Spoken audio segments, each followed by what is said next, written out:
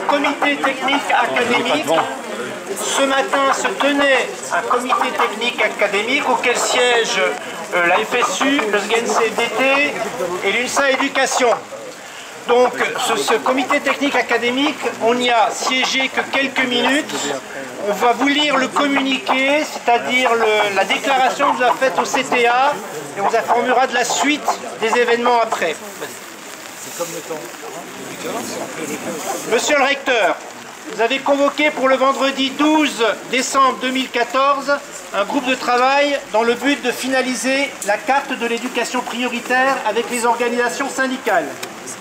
Les documents de travail transmis quelques jours auparavant aux organisations syndicales étaient d'une transparente opacité, puisqu'il s'agissait de tableaux aveugles et muets nous contraignant à perdre notre temps, à croiser des données partielles pour tenter d'identifier les établissements retenus dans le réseau et ceux non retenus.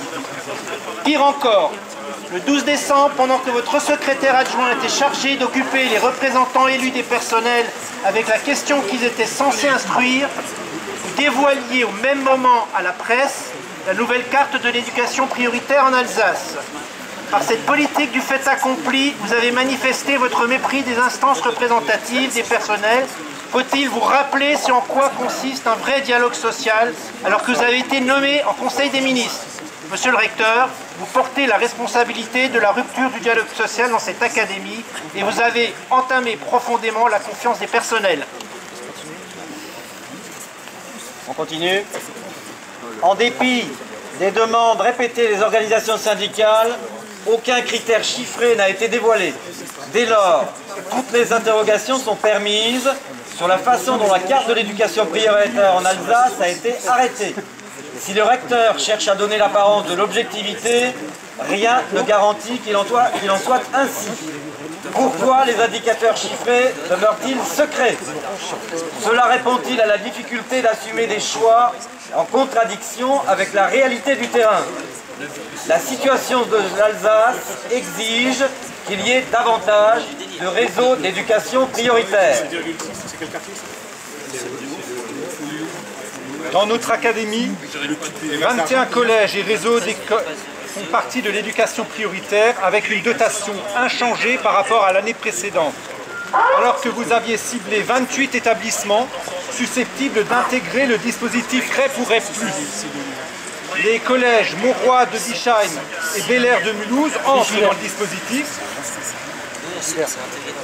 Mauroy de Bischwiller, au détriment des collèges Mermoz de Wittelsheim et Reber de Sainte-Marie-aux-Mines. Ce n'est pas acceptable. Les organisations syndicales, UNSA Éducation, FSU et SGNCFDT exigent le maintien du collège de Sainte-Marie-aux-Mines et de son réseau, du collège de Wittelsheim et de son réseau dans le réseau d'éducation prioritaire. Aucun indicateur pertinent ne nous permet d'affirmer que ces établissements ont vu leur situation évoluer de façon significative pour justifier une éviction du réseau de l'éducation prioritaire. Nous exigeons que les collèges Mauroy de Bischwiller et Bel-Air de Mulhouse puissent bénéficier de moyens spécifiques leur permettant de rejoindre le réseau d'éducation prioritaire. C'est pourquoi nous exigeons l'augmentation du nombre de réseaux. Nos fédérations respectives interviendront, en fait, sont intervenues ce matin et interviennent en ce moment au comité technique ministériel de ce 17 décembre. Nous apportons évidemment, nous, organisations syndicales, et je pense que les autres organisations syndicales qui ne siègent pas en CTA, mais qui sont présentes aujourd'hui, sont là aussi pour apporter leur soutien. Nous apportons tout notre soutien aux mobilisations en cours dans les réseaux d'éducation prioritaire. Nous vous demandons, monsieur le recteur, de revoir votre décision et de tenir compte des réalités du terrain. Monsieur le recteur, nous attendons des actes forts de votre part pour établir le dialogue que vous avez rompu. Les représentants des personnels tirent les conséquences de cette rupture et quittent le comité technique académique. C'est ce que nous avons fait ce matin.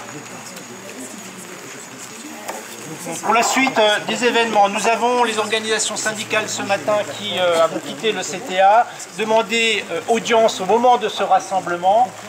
Une audience a été accordée. Nous avons demandé à ce qu'il puisse y avoir une audience d'une délégation conséquente, au moins une dizaine de personnes. Ça nous a été refusé. C'est-à-dire qu'à l'heure de ce moment, à 14h30, le recteur va recevoir une délégation que de 5 personnes.